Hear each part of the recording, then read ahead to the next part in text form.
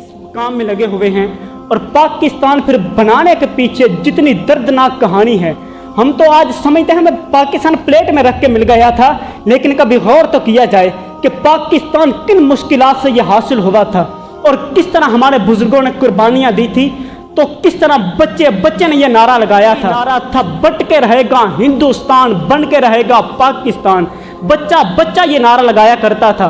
फिर तारीख के औराक उठाते हैं तो हमें फिर ऐसा वाक़या भी एक मिलता है।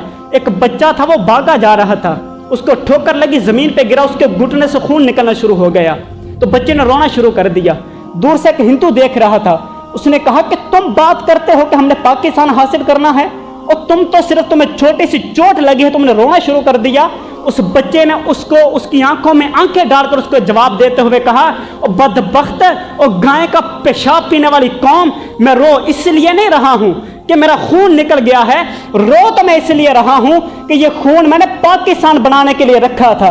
मेरा खून उससे पहले क्यों बह गया है? मैं इसलिए कतई नहीं रोया हूं कि मेरा खून क्यों निकला है, मैं इसलिए रोया हूं कि खून उससे पहले क्यों निकल गया है। और हमारे बुजुर्गों ने किस अंदाज में कुर्बानियां दी थी। और आज आप देखें, जो ही 14 अगस्त करीब आएगी तो मीडिया पर बैठकर कई किस्म के लोग इस तरह के बकवासात करेंगे कि मौलवियों को क्या पता था पाकिस्तान किस तरह बनना है। हालांकि देखा जाए यही वो लोग हैं जिनके बड़े अंग्रेज को कदमों में बैठे हुए थे, तो उस वक्त तोपों के दानों पे बांधकर जिनको उड़ाया गया था वो उलामा ही थे। जिनकी बेटियों को अंग्रेज उठाकर ले गए थे, जिनकी बेटियों को हिंदू उठाकर ले गए थे और जिनकी इज्जतें नीलाम की गई थी वो उलामा ही थे।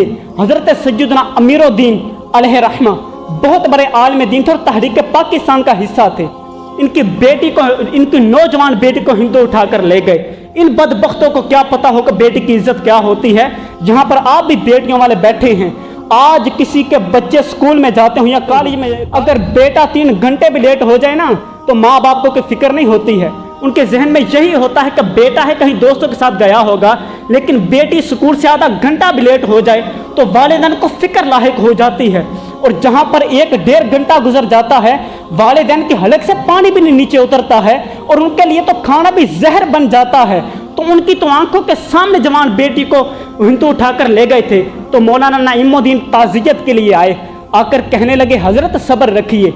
तो मौलाना अमीरुद्दीन की आंखों में आंसू आ गए, कहने लगे हजरत आप तो जानते हैं बेटियों का दर्द क्या होता है, लेकिन मेरी एक बेटी क्या मेरी लाखों बेटियां भी हो, मैं ये कुर्बान करने के लिए तैयार हूं। सिर्फ तमन्ना एक ही है, पाकिस्तान बन जाए।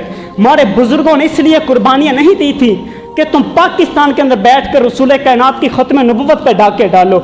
हमारा पाकिस्तान इसलिए नहीं बना था, बल्कि पाकिस्तान बनाने के पीछे सबसे बड़ा मकसद ये था कि रसूल कायनात की इज्जत और नामूस का तहफ़्फ़ुज़ किया जाए और रसूल कायनात के दीन को आम किया जाए। लेकिन आज उसी मुल्क के अंदर एक दीनी बंदे के लिए हम जीना ही तंग कर देते हैं। उस बंदे को मुआशरे के अंदर जीने का हक ही नहीं है और इस कदर रसूल कायनात की आज गुस्ताखियाँ हो रही हैं।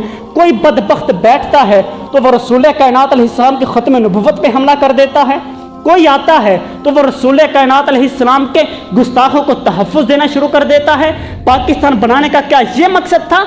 अगर यही मकसद था तो फिर लाखों माओं ने किस लिए अपनी गोदें उजाड़ी थी, लाखों बहनों के सुहाग किस लिए उजड़ गए थे, लाखों माओं के बेटे किस लिए कुर्बान हो गए थे? इसलिए कि पाकिस्तान बनने के बाद भी हुजूर की इज्जत पे हमला होता रहेगा। हमारे पाकिस्तान बनाने का मकसद हरगिज़ नहीं था। अगर यही मकसद था तो फिर बाबा जी कहते गए हैं कि दिल ते हाथ रखते सच सच दस, है मुसलमान दा मतलब क्या, जे इश्के नबी ने सीने विच वत राज ईमान दा मतलब क्या, वत हिंदुस्तान ही ठीक हासी, इतने नुकसान दा मतलब क्या, और जिथे पाक नबी दी इज्जत नहीं उस पाकिस्तान दा मतलब क्या।